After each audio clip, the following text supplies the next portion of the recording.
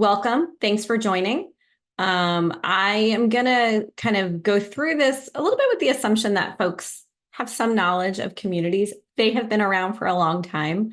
Lots of different folks use them and, in different ways. So I'm kind of assuming there's a baseline knowledge. Obviously, if there's anything I share or say or talk about that you have questions on, please feel free to use the chat function to bring those to the table. I'm happy to answer them.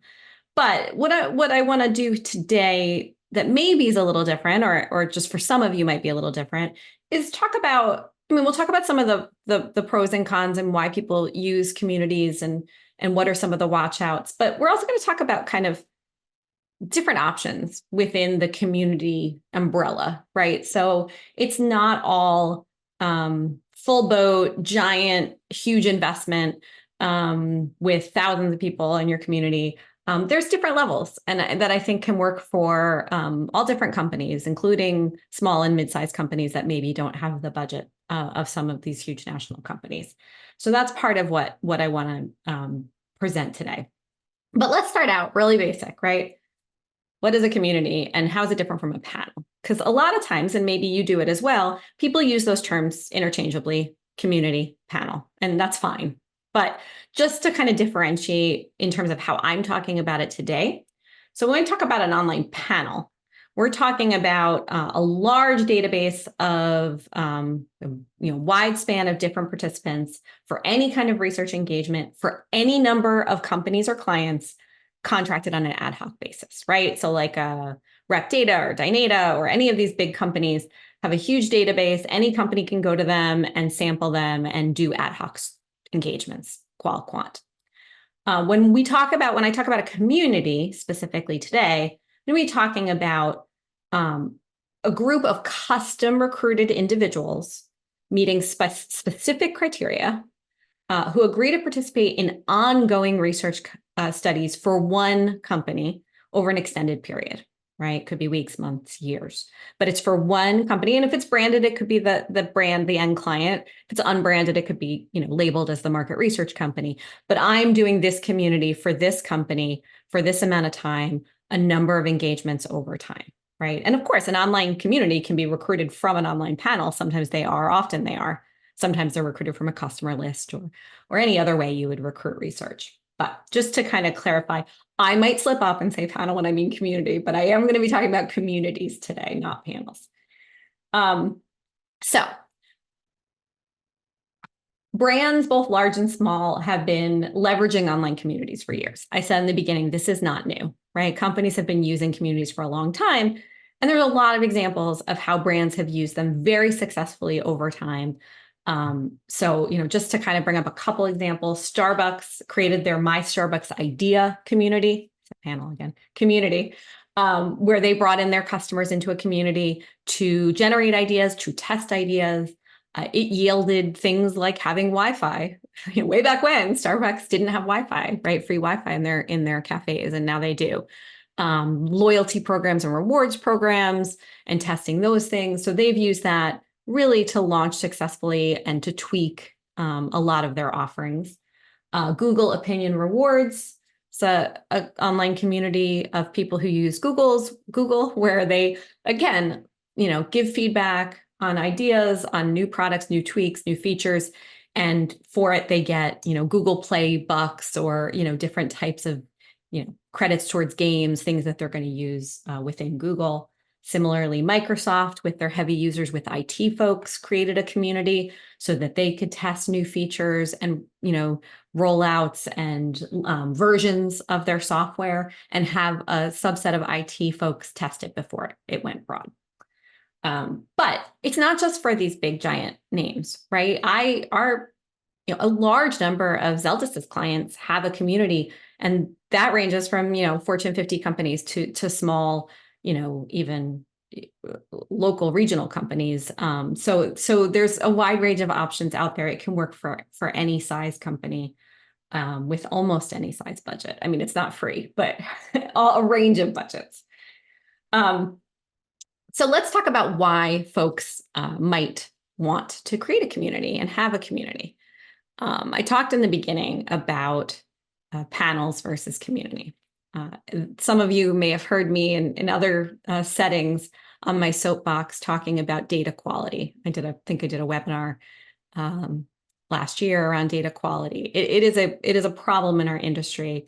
The blame can be shared by a number of folks, but using online panels these days can put the quality of your data at risk. You don't know that you're talking to the people that you want to be talking to. You don't know if you're talking to AI these days, right? So it has been an ongoing problem, and having a community can help mitigate data quality issues. So one of the things that you have when you have a community is you have targeted profiled audience. You are vetting people to fit a certain criteria.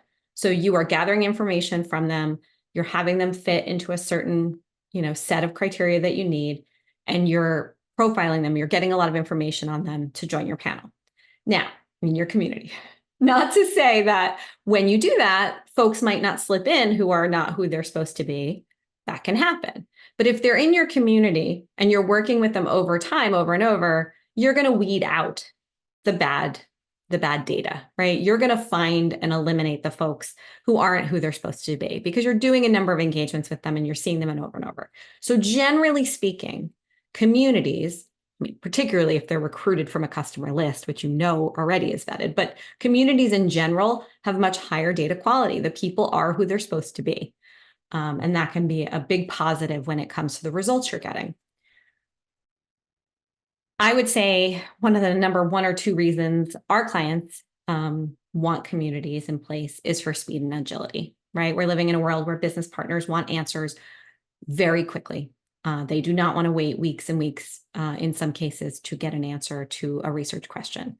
So one of the things communities do is allow you to access a group of people for feedback very quickly, within a week, within days, within a day. So that is a huge advantage, and one that we see leveraged quite often. It's not always, depending on what you're doing, it's not always that day, right? It depends. If you're doing a poll, sure, you can get results that day. If you're doing qual with your community, it's still going to take a little bit of time, a couple of days, right, to do that. So sometimes the expectations on that can be a little different. And even a poll or a questionnaire, a quant questionnaire, you still need to vet it for the questions and the quality and make sure that, it makes sense. You don't want to just throw garbage out there because then you'll get garbage back, right? So, sometimes we see clients trying to leverage the speed and agility a little too much and just typing out a question, throwing it out there and getting the answer without anyone reading that question to make sure it makes sense, make sure it's not double barreled, to make sure it's not confusing, right? You still need to put a little bit of quality control because, again, garbage in, garbage out, but still very fast. Cost effectiveness. This is the other, I'd say, number one or two reason why our clients say that, they're putting communities in place. I have an asterisk there, and I have an asterisk there because cost effectiveness is kind of going to be on my advantages and my disadvantages page. And that's because it depends. And I have seen many examples of clients deciding they're going to do a community because it's going to be more cost effective and misjudging that. And it ends up not being cost effective and, in fact, losing them quite a bit of money. So I'm going to talk about the positive. We'll talk about how it can be a negative in a second. On the positive side, absolutely. If you are doing a certain number of engagements with an audience over the course of a year, then kind of front loading all the recruiting and having all of the people up front that you can then touch time and time again without paying for to recruit each time absolutely is going to save you money.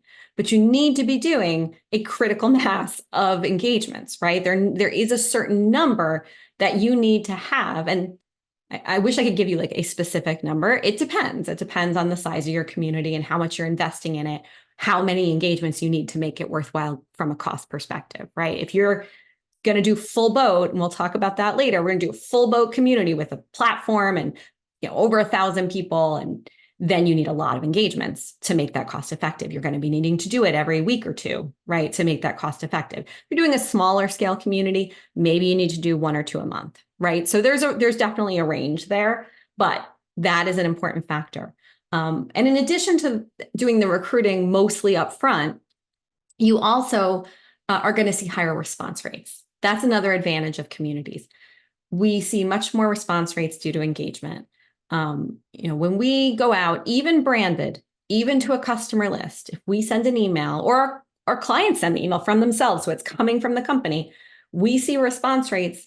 If it's a really engaged brand, maybe at the top end, maybe 10% these days, down to 5%, 2%, 1%. I mean, response rates are suffering. In a community where people have committed and they're engaged, we see response rates 40 to 50%, sometimes higher. So huge difference there. And that's because of the engagement, right? When the word community is not by accident, you're creating a group of people, you're connecting them, you're touching them frequently.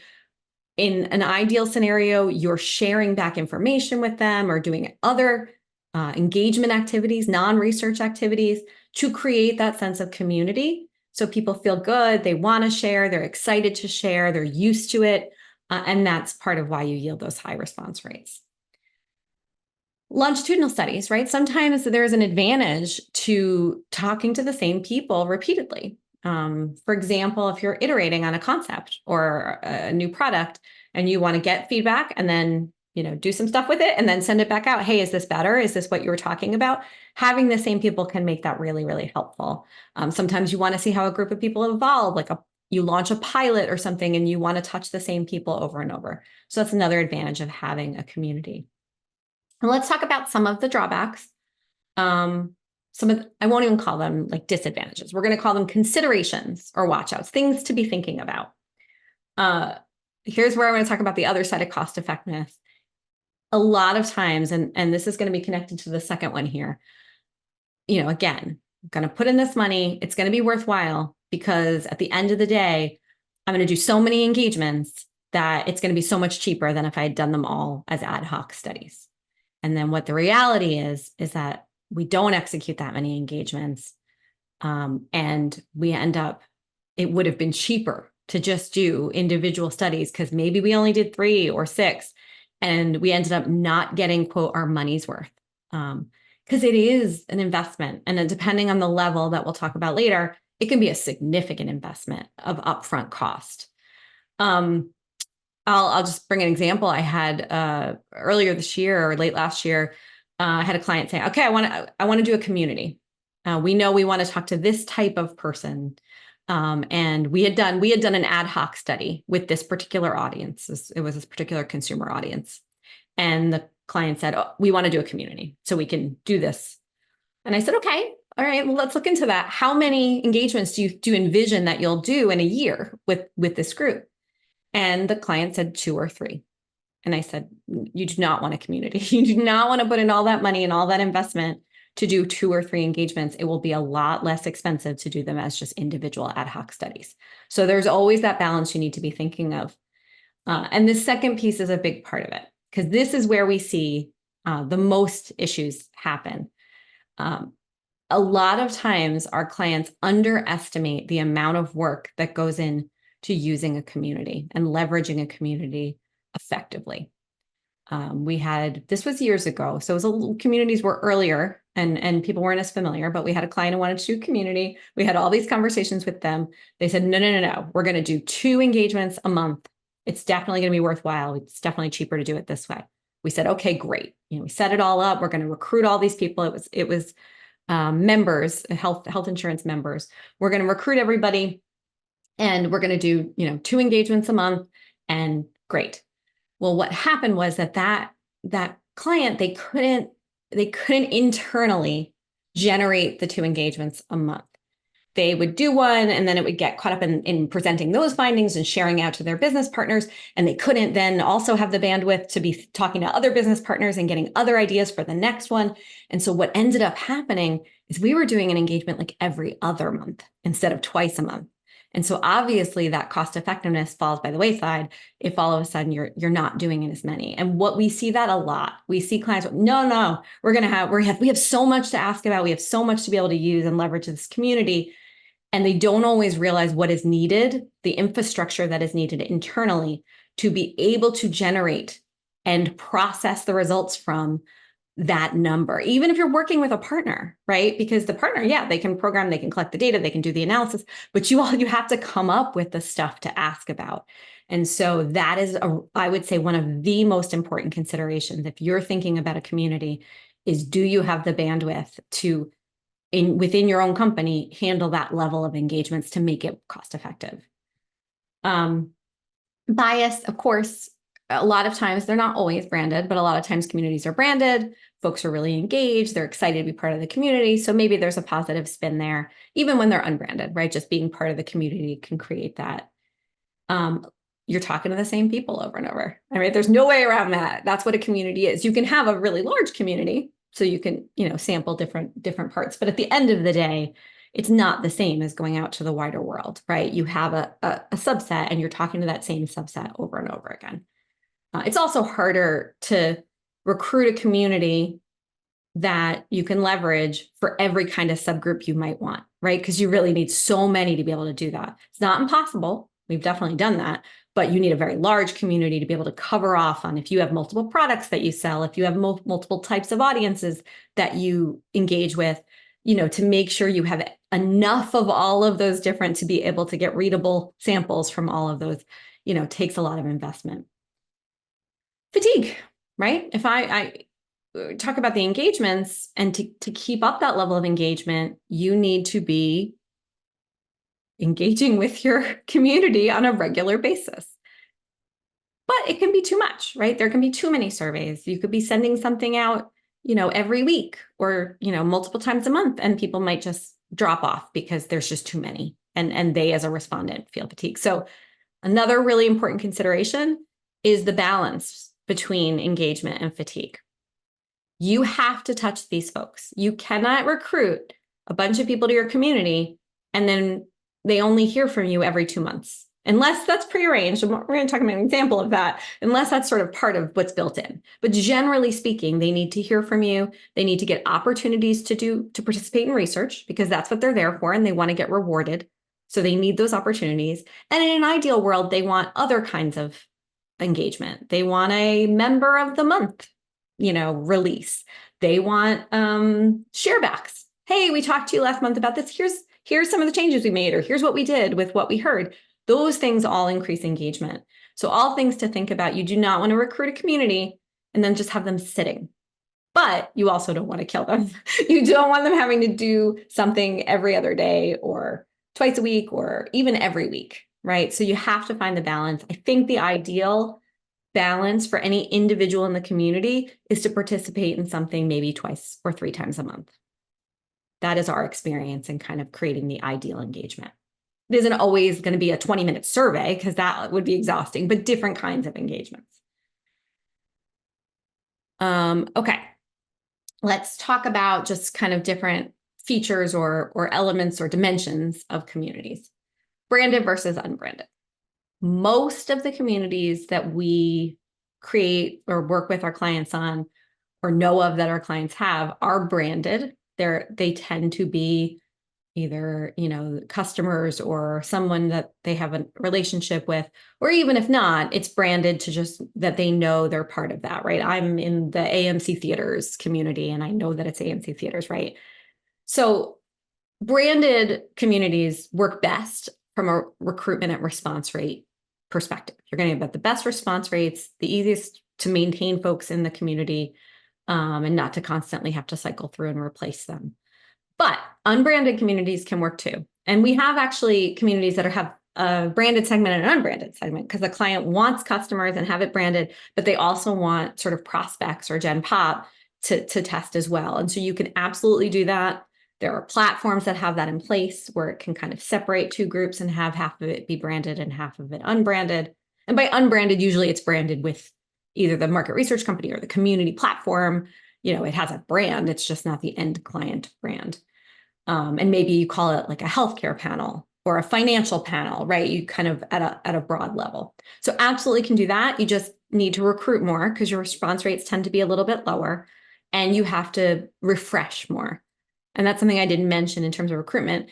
You do upfront recruiting, but that's not the end, right? People either drop out or they go dead. You don't hear from them. So you also need to be refreshing. Some people refresh quarterly, annually. It depends on your community, the size of your community. You just have to do that a little bit more with unbranded. Gen Pop versus specialized, you can do either, right? You can try to create a community that mirrors the population.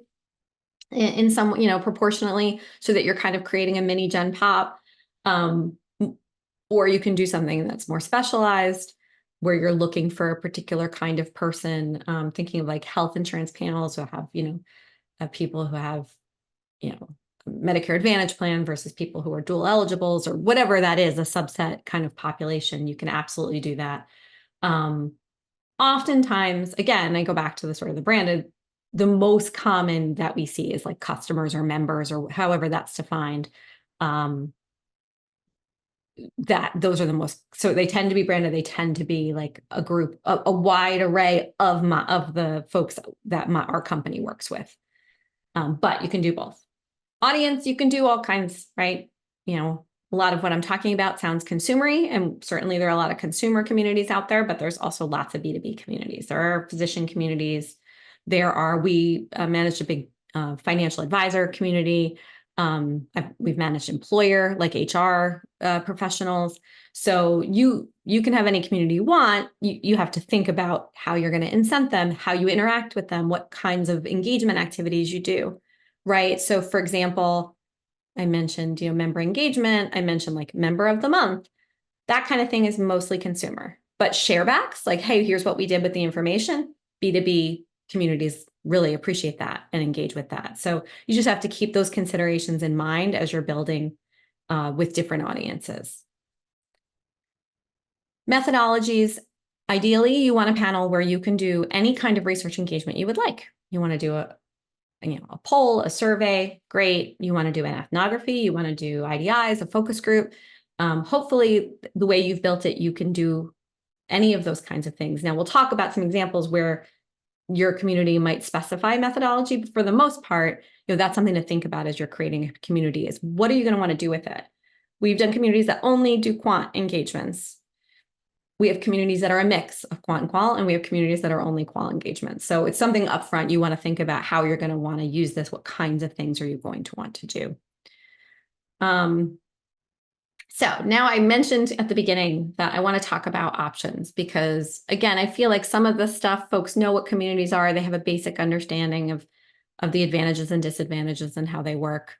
But some folks think we can't do a community, and we don't have enough people or we don't have enough money to be able to do it. And so I do want to talk about kind of different levels and options that are possible, right? The range of community options.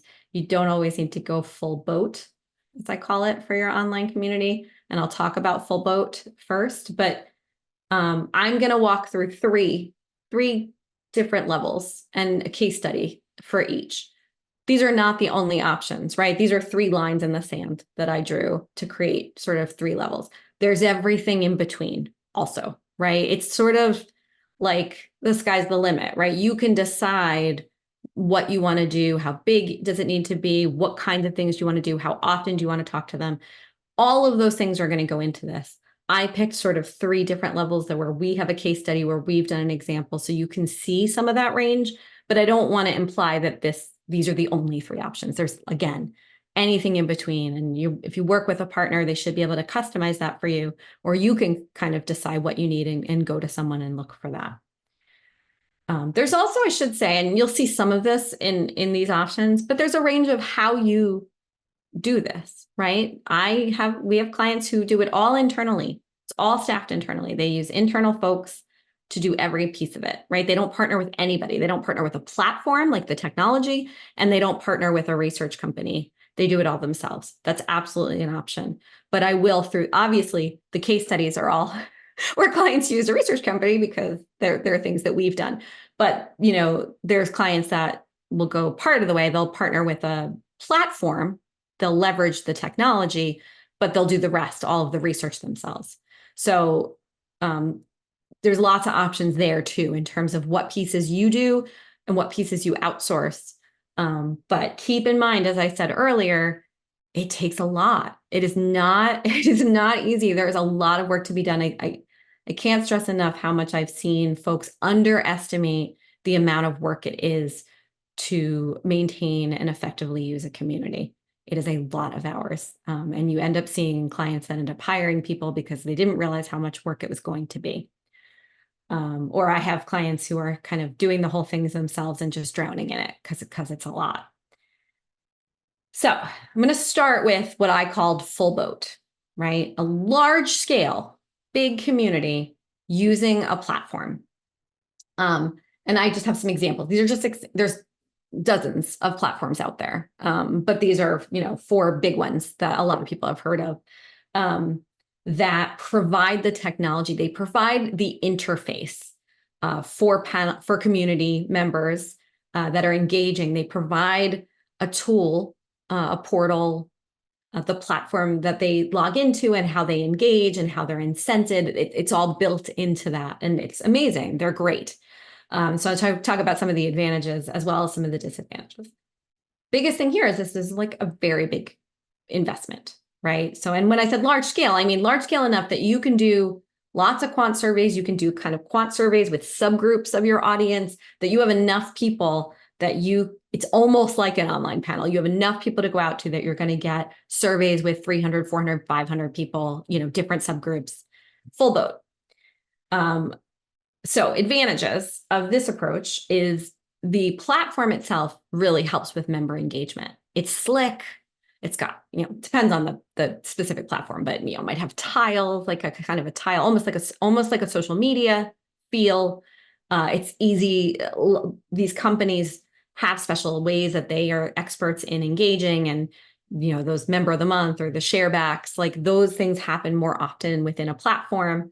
And again, in a very slick way. So you end up with a really engaged group of members. Incentive management, you can do that through the platform, or someone can do that for you, but it takes care of all that, right? It's all the money's loaded in, and you do an engagement, and then you acknowledge how much incentive it's going to be, and it all happens in terms of sampling. That all happens in the platform. They offer a lot of functionality that makes managing a community, I think, more streamlined, easier. Panel management, I mentioned, right? And then it can be more efficient data collection. It depends. A lot of times clients think it's going to be more efficient because I've got this and I can just launch a survey. Like, bam, I'll just type in a question in the platform and it'll go out. There's still steps, right? Because you still have to, okay, you have your questions, and forget about quality and vetting them and making sure they're really good. You have to create a lot of platforms. You might have to create an image that goes with that, and the name of the engagement, and create the tile, and then do the sampling. And so there can be a lot of steps, but still it can be faster. You can launch it faster using the platform approach. And I mentioned it's slick. It looks really nice, right? If you've seen these, they can be really slick. Cost is the biggest drawback. So most of these platforms are a subscription cost, an annual subscription cost. It depends on how many users and all of that. But at a minimum, most of them charge $50,000 to $100,000 a year, just at a baseline to leverage the platform, to have access to the platform. If you have more users, both in terms of users who are going to be sending out surveys, but also users who want to look at the results and things, that goes up.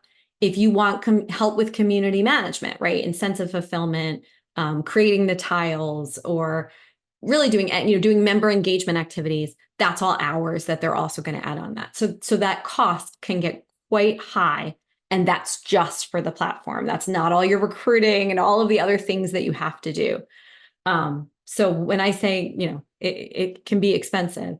And I should say most of these, I think all of these companies and ones like them, will offer research services as well. They'll write a questionnaire, they'll write a report, and do analysis and write a report. That's not necessarily their expertise. And I'm not speaking to all of them. I haven't, but they tend to be technology companies that, they may have research services too, but they're not research companies first. So I have had clients who use them for research services and then pulled that away from them and said, you know what, I'm just going to use you for the awesome technology and member management that you do. But we're going to do the services, the research, the questionnaires, the analysis, the reporting internally, or we're going to use a research company to do that piece of it.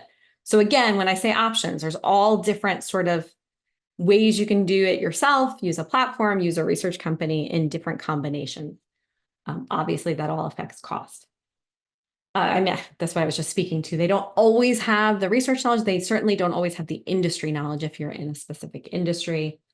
There can be a learning curve on the platform. Most of them will offer training as part, if you contract with them and you get access, they will offer training hours.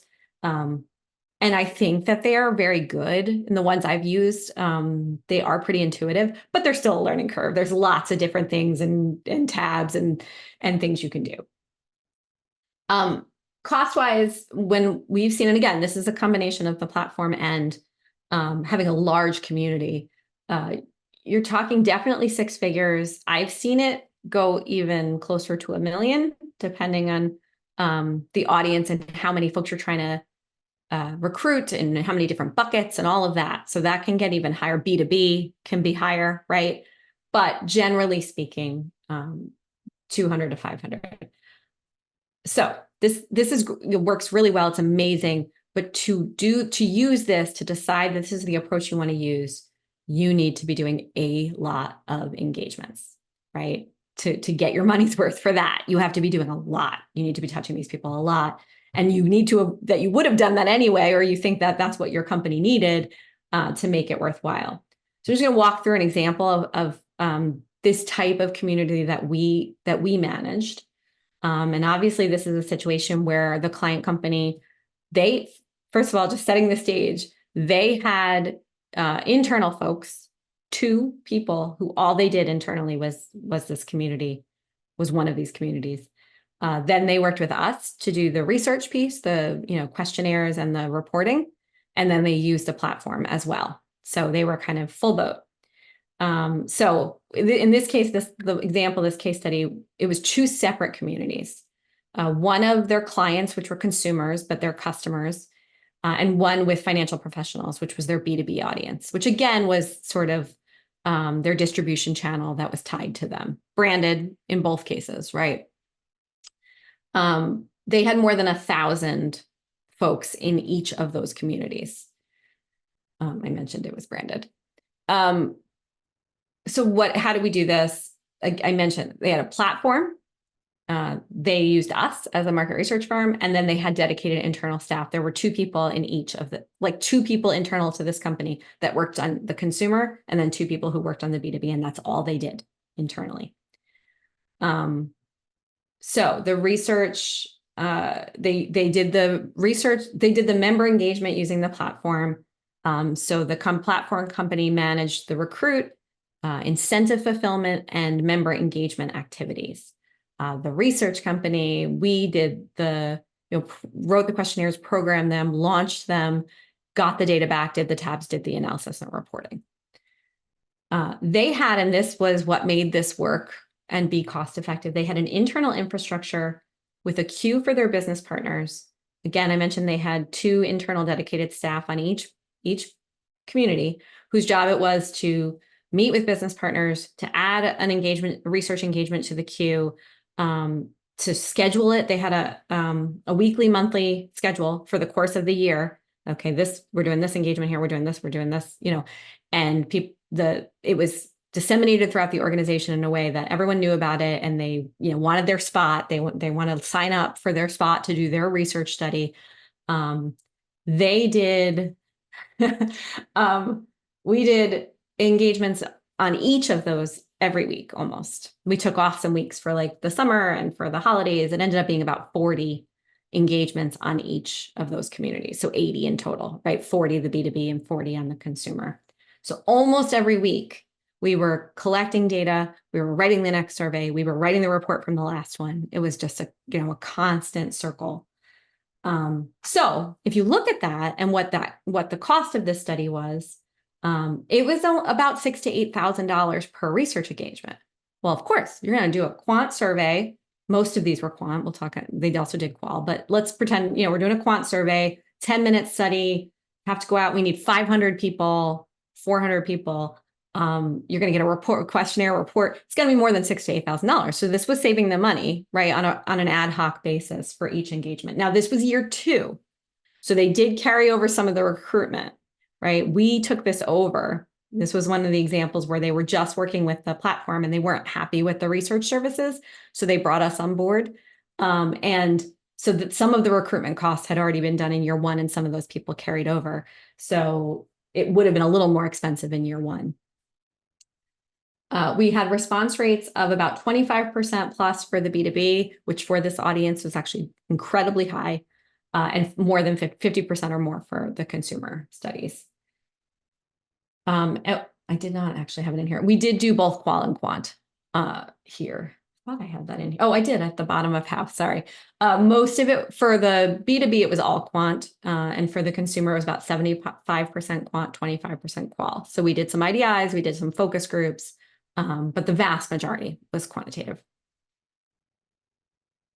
All right, let's talk about another example. So in this case, we're doing a big enough community that we're doing quant. We're able to like survey and get enough people, get hundreds of people for every research engagement that we're trying to do. Hopefully get some subgroup, right? If I need just men to take the survey, like I have enough that I can do that. But we're going to do this without a platform. So you can get that same maybe size, maybe not that big. Maybe you have 500 people or 800 people, but without the platform, which is a huge cost, right? So advantages, lower investment. You're not paying that extra 6 figures for the platform. Still allows for multiple methodologies. Can still do qual and quant. Still allows for a high number of engagements. The interface is going to be less slick and engaging, right? Because how you're executing this is it's a community and you're pre-recruiting and you're creating this community, but you're inviting them to research engagements in a more traditional ad hoc way, right? You're sending them, email invitations to take the survey or, an email screener for qual. So you're managing it in a way like a more traditional ad hoc study. You still can do sharebacks and things like that engage people, but it's all done sort of through email without the slick interface, right? So it's a little more manual, and that's another, right? So there's more manual. How you got to pay incentives sort of separately. There's no interface to just click and pay those incentives. You have to have a list. Okay, who took this survey? We've got to incent those folks. So there's more sort of manual management of it because you don't have that platform where everything is held. You're doing it using just more traditional tools like email and databases, and you're doing it that way. You don't have as much of the sense of community. Not that you don't have any, because they're still engaging back and forth with the same company, and they're still getting kind of incentive from the same company and building that. You still can be doing sharebacks and things like that, but they don't have that place to go where they all are and they can see all the engagement. They can see who was member of the month and they can, see all those tiles. So it does, it's not quite the same. But it's a way basically to do a lot of the same things for less without having the cost of that platform. So in this case, you can do this depending on the size and how many you want to recruit and the audience. You can do this more for 75 to 200,000, right? Depending on who's in your panel and how big it is. So just an example of this, consumer community of Medicare members, about 1,000, again, branded, because again, that's always going to make it easier. It's always going to be a little more challenging. We do one that's unbranded as well for another actually health client. And it's just the response rates are just not the same. So you need more recruits or you're going to have smaller sample sizes. So in this case, we as the research firm execute the research engagements through email invitations, right? We program the surveys, we send email invitations, manual engagement invites, and incentive management. Again, an internal infrastructure where, the client company can manage the engagements, make sure there's enough engagements, right? Make sure enough people want to do research, create a schedule, create a cadence, to make sure you're keeping that flowing. Because again, I mentioned before, I didn't put this as a case study because it didn't go the way the client wanted, where we had this in place and the client could not do it. And we just couldn't keep up with it. Just sorry, I don't have another engagement for you. And so you end up having more drop off of the panel or the community. You have more people leave, you don't have the engagement. And at the end of the day, it's just not as cost effective because you're doing fewer. In this case, it's about 75% quant, 25% qual. Doing research engagements 1 to 2 times a month, which is a great cadence, really good cadence for folks, as long as you're touching them at least once a month, and twice a month gives you, again, more bang for your buck. You don't have to do every week to make it worthwhile. Costs would be about $9,000 to $12,000 in the first year. Response rates 50% or higher. Again, more manual processes there. And then finally, the last example I want to talk about, and again, as I said before, there's all sorts of options in between, right?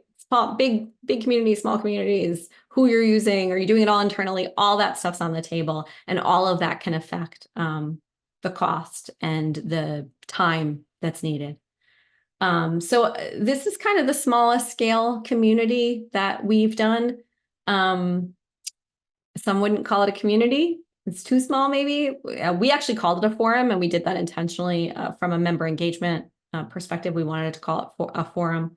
I'm not in the case study, I guess. I'll just talk about it more broadly. So you can create sort of a qualitative community that's small, quite small, so that you're only doing qualitative. You don't have enough people to do quantitative. But it can still be a great resource for feedback year round. A lot of companies have this informally. They have an advisory board of some kind, whether that's their customers or a distribution, or clients that they work with. They create an advisory board where they just kind of go out and say, hey, what do you think about this? What do you think about this? This is like a formalized version of that, right? So in this case, it's much lower investment. You can cover quite a broad range of topics, depending on how you do it. You can actually get a lot of information from it, and you can get very in-depth feedback. It also creates a high sense of engagement and community because it's qual, and in some cases, depending if you're doing groups or you're doing bulletin boards, they're interacting with each other. So it creates like, hey, we're all together in this forum. And that in and of itself creates community, even without like a platform and member engagement activities. It's only qualitative. So obviously that doesn't solve every issue. In this case, like in the case study I'm going to talk about, sometimes we would do qual and then there'd have to be a quant, follow-up depending on what the need was. Lower number of engagements over time, and a small number of members providing a big chunk of the input, right? So I mentioned one of the disadvantages of community is you're going back to the same well. In this case, it's qualitative. So it's really a small subset of folks. That said, honestly, this was like, I've seen this work so well for an organization at a relatively low investment. So in this case, you can be doing this for as low as $50,000 a year, which really isn't that much more than like one ad hoc study might be, right? More often I've seen it like in the 75 to 90 range, I would say. Again, depends on your audience. So let me walk you through the case study, which again, I think is one of the most effective communities that I've been a part of. Oh, sorry, the title here is wrong. This is the qualitative forum. Sorry about that. So in this case, we did an online forum of employers. These were HR benefits decision makers, okay, which is a tough audience to get just in any research. We only had 20 people in our forum. It was unbranded. They did not know who the sponsor of this was. So Zeldis was sort of their sponsor. And I was their moderator. So they were recruited up front to participate in a 3-day bulletin board discussion every 2 months. This is I referenced before. Like normally you want to touch people at least once a month. In this case, it was set up at the beginning. We're going to do this every 2 months. We didn't give them dates, but we gave them months, right? So we're going to do it in April. We're going to do it in October. We gave them, here's the schedule for the year. We didn't have specific dates till we got a little closer. And we want you to do this every 2 months. You're going to spend 3 days at your convenience. It's a bulletin board, right? So you don't have to log in at a specific time. And we want your feedback. On the client side, the client would spend a month or month and a half polling different business partners on what their hot button issues are. What is going on right now? What are you working on? What do you wish you knew? And would come back to us with 4 to 8 topics that were hot button issues. We would create a guide that would have sections, right? So maybe we would spend half a day on this and then half a day on this and a whole day on this. And so the bulletin board discussion would move from topic to topic. But it covered a lot. So we got feedback in the end on over 30 topics over the course of the year. A lot of it were like little concept tests. I mentioned before, like you do a concept test and they really loved it. Well, you might need to do some quant research down the road, but at least this gives you like hey, should we continue down this road? Is this a good idea or not? Some journey mapping, some relationship stuff, process stuff. So a lot of different wide range of things you can talk about in qual in this format. Average engagement was about 9,000 to 12,000 the first year. It actually went down. We kept almost everybody year over year. Response rates of 97%. All 20 people participated in every discussion, except for one discussion had 19 people. So that might even be higher than 97%. But so this is why I say it created that sense of community. People were so excited to go and they chatted with each other in the discussions. I was always the moderator, so they knew me. It created a sense of community in that sense. And this is the important part. They got a bonus if they participated in all 6 discussions in the year. So they were incented for every discussion that they participated in, less than you did sense if you were doing them ad hoc, but still. And then they got a bonus if they had participated in all 6. So that helped keep our engagement. I think we kept also 19 members from the 1 year into the 2nd year. Again, manual engagement. We didn't have a platform or anything. We were reaching out. I think we used a phone person to reach out to schedule them every time they'd come up, and then we did email and a manual incentive management. So those are kind of 3 examples, but as I mentioned, we've done sort of all different in between. We have clients who manage, again, all internally. They have a person that they hire to be their community manager. They may or may not work with a platform. So you don't need to outsource any of it. You can keep it internally. Obviously, there's still a cost for that salary, but that can control costs. Biggest things for me, for folks to take away, is that you have to make sure that you have the bandwidth to get the number of engagements done to make it worthwhile. And whether that's internal bandwidth or who you partner with on that externally, you need to have a full picture of that sort of cost benefit analysis and whether you'll be able to kind of keep up with it to make it cost effective, because they've absolutely seen companies spend $500,000 and then not be able to generate the content for the engagements that they need to keep it going. And that is definitely not a position anybody wants to be in. But when it works, the first example I gave where we did 40 a year, it was exhausting, but it was amazing. I mean, you're just leveraging so much information and data with pretty big sample size quant studies. And it was really effective. So I'm gonna stop. Well, actually, I'm gonna leave the share just in case anyone has questions on any specific slides, but I will open it up. I don't see any chats in the chat. I don't have any questions. I would love some questions if people have them. Let me open up the Q&A. Nope, not in there either. Please feel free to share a question or a particular experience that you've had with the community that I'm sure others would welcome hearing about.